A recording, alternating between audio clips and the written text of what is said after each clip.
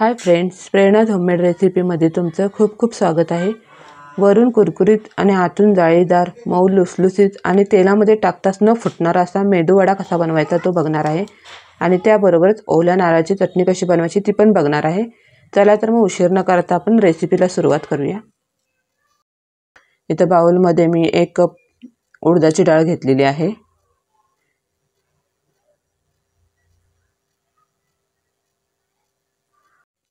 आता उडदाच्या डाळीला थोडंसं पावडर सारखं असतं, त्यामुळे आपल्याला हे 2 वेळा स्वच्छ असं धुवून घ्यायचं आहे। जास्त पण जोर लावून धुवायचं नाही, आपल्याला अलगतच धुवून घ्यायचं आहे।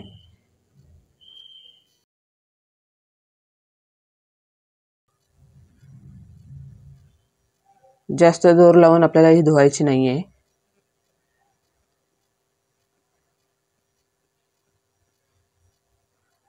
असं आपल्याला हे 2 वेळा धुवून घ्यायचं आहे।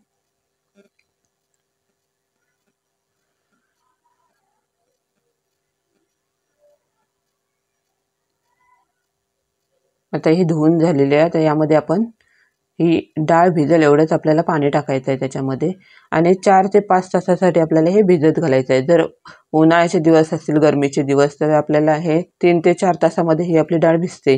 पण आता थंडीचे दिवस आहेत, त्यामुळे आपल्याला जवळजवळ हे 5 ते 6 तास आपल्याला ही भिजत ठेवावी लागणार आहे। त्यामुळे आता आपण ही 5 ते 6 तास आपण भिजत ठेवणार आहोत। आता तोपर्यंत आपण चटणी करून घेणार आहोत। इथं मिक्सरचं भांडं घेतलेलं आहे आणि त्यामध्ये मी 1 वाटी ओल्या नारळाचा काप घेतलेले आहेत आणि 3 ते 4 हिरव्या मिरच्या घेतलेल्या आहेत। आणि इथं हरभरा डाळ मी भिजत घातली होती ती घातलेली आहे। तुम्ही डाळ्या घातल्यात ह्याच्यामध्ये तरी चालतंय। आणि अर्धा चमचा जिरं घातलेलं आहे, 3 ते 4 लसूणच्या पाकळ्या घातलेल्या आहेत, थोडीशी कोथिंबीर घालून घ्यायची आहे आणि चवीपुरतं आपल्याला थोडंसं मीठ घालून घ्यायचं आहे आणि मिक्सरला चांगलं आपल्याला हे बारीक करून घ्यायचं आहे।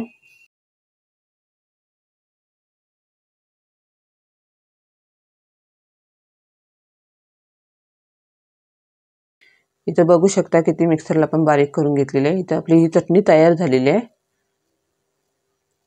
आता ही एक आपण पातेल्यामध्ये छोट्याशा काढून घेऊ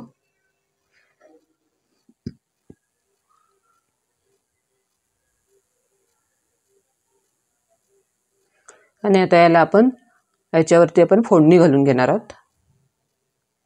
हे मिक्सरला पण साईडला चिकटलेले होते, त्यामध्ये थोडंसं पाणी घालून आपण हे यामध्ये ओतून घेतलेलं आहे चटणीमध्ये। आता ह्याच्यावरती आपण फोडणी घालून घेणार आहोत। तेल चांगलं आपलं तापलेलं आहे, त्यामध्ये आपण 1 चमचा मोहरी घातलेली आहे आणि तेल तापल्यानंतर आपल्याला गॅस बंद करून बाकीचं सगळं टाकून घ्यायचं आहे। अर्धा चमचा जिरं घातलेलं आहे, 4-5 कढीपत्त्याची पानं घातलेली आहेत, थोडंसं चवीपुरतं हिंग घातलेलं आहे आणि 2 सुक्या मिरच्यांचे काप टाकलेले आहेत। हे बाकीच आपल्याला गॅस बंद करूनच टाकायचं आहे, नाहीतर आपली फोडणी करपू शकते। आता इथं आपली फोडणी झालेली आहे, तर यामध्ये घालून घेतलेली आहे। आता इथं ही आपली ही चटणी तयार झालेली आहे।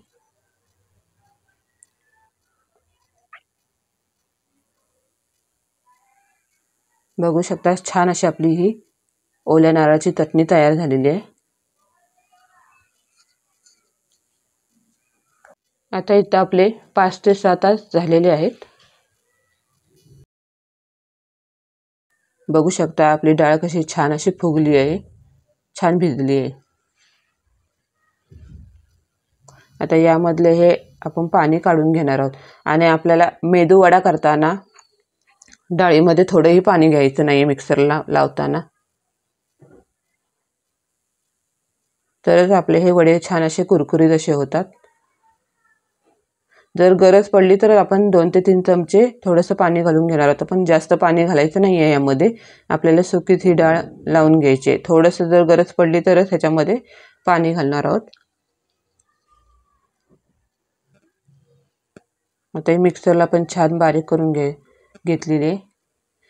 बघू शकता किती बारीक केलेली आहे, छान अशी बारीक झालेली आहे। याच्यामध्ये आपण पाणी वगैरे घातलेलं नाही आहे। आता हे आपण मोठ्या ह्याच्यामध्ये बाउलमध्ये काढून घेतलेले. तुम्ही मोठं पातेलं वापरू शकता, मोठं भांडंच घ्यायचं आहे, कारण आपल्याला हे नंतर छान असं फेटायचं आहे.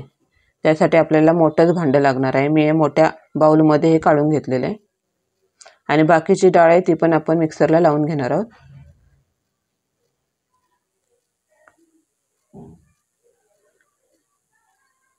आता यामध्ये मी थोडंसं 2-3 चमचे फक्त पाणी घालून घेणार आहे.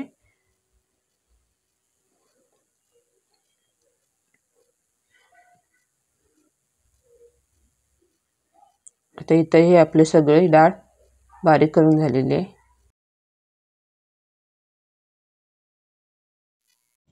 इथं आपली ही सगळी डाळ मिक्सरला लावून झालेली आहे. आता त्यामध्ये आपण 1.5 चमचा मीठ घातलेलं आहे, 1 चमचा जिरं, थोडीशी कोथिंबीर घालून घेतलेली आहे आणि 3 ते 4 आपण हिरव्या मिरच्या बारीक कट करून घातलेल्या आहेत. मध्ये उभ्या चिरून ते कट करून घालायचे आहे, त्यामुळे मिश्रणाला थोडासा तिखटपणा येतो. आता हे चांगलं आपल्याला असं फेटून घ्यायचं आहे. एकाच अँगलने आपल्याला फेटून घ्यायचं आहे. बघू शकता मी कसं फेटते. ज्या अँगलने फेटतात त्याच अँगलने आपल्याला फेटायचं आहे. परत उलट्या साईडने आपल्याला हे फिरवायचं नाही आहे, तरच हे आपले वडे छान जाळीदार आणि फुगतात असे. त्यामध्ये कुठल्याही प्रकारचा आपण सोडा वगैरे वापरलेला नाही आहे. आता इथं हे आपलं मिश्रण छान फेटून झालेलं आहे आणि थोडंसं पातेल्यात आता पाणी घेऊन आपण ते हाताला लावून, मी ही सोपी पद्धत सांगणार आहे. चहा गाळाची गाळणी असते ना, त्यावरती आपण थोडंसं पाणी लावून हे वडे थापून घेणार आहोत, म्हणजे आपल्याला हे वडे करायला सोपं जातं.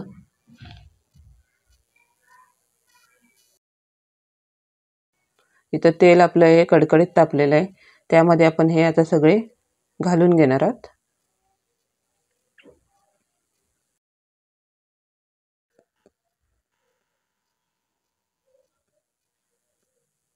तुम्हाला जसं सोपं पडेल तसं तुम्ही करू शकता. हातावरती पण थोडंसं पाणी घेऊन तुम्ही हे वडे थापू शकता किंवा पळीवरती, धाऱ्यावरती.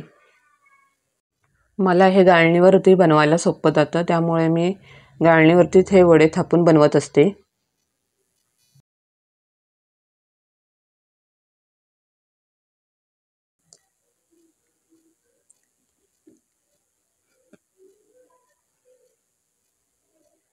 आता हे आपल्याला 2-2, 3-3 मिनिटाला हे असे पलटी करायचे आहेत.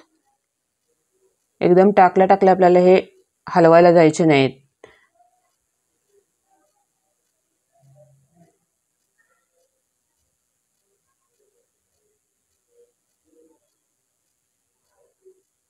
इथं हे आपले मेदूवडे तयार झालेले आहेत. आता हे आपण एका डिशमध्ये काढून घेणार आहोत. बघू शकता तेलातनं बाहेर काढल्यावरती आपल्याला ह्याच्यावरती जराही तेल दिसत नाहीये. अशाच प्रकारे आपण हे बाकीचे पण करून घेणार आहोत सगळे.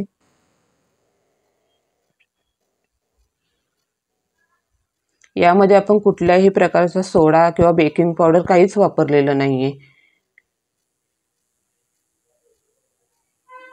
हे मिश्रण आपल्याला जेवढा व्यवस्थित फेटता येईल ना तेवढं फेटून घ्यायचं, म्हणजे जेणेकरून जी बाहेरची हवा आहे ना त्यामध्ये जाऊन हे मिश्रण हलकं होतं.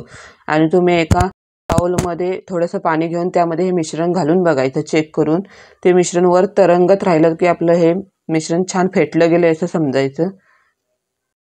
त्यामुळे मेदूवडे खूप छान कुरकुरीत आणि जाळीदार असे होतात. तर बघू शकता आपले हे वडे किती छान फुगलेले आहेत.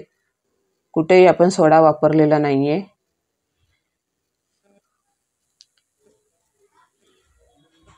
तुम्हाला मी आवाज सुद्धा दाखवते. किती छान असं आवाज यायला लागलेला आहे. आपले वडे किती छान असे कुरकुरीत असे झालेले आहेत. आणि मी ओपन पण करून दाखवते एक वडा. वरून असं कुरकुरीत झालेलं ना, आतून बघू शकता तुम्ही किती सॉफ्ट असं झालेलं आहे, असं जाळीदार.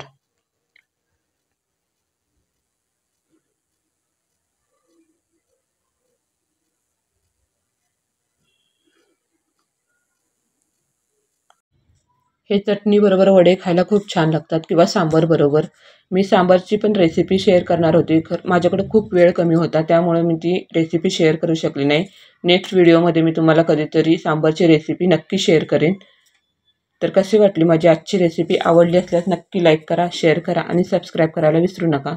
भेटू पुन्हा नवीन रेसिपीसोबत. तोपर्यंत टेक केअर. Bye bye.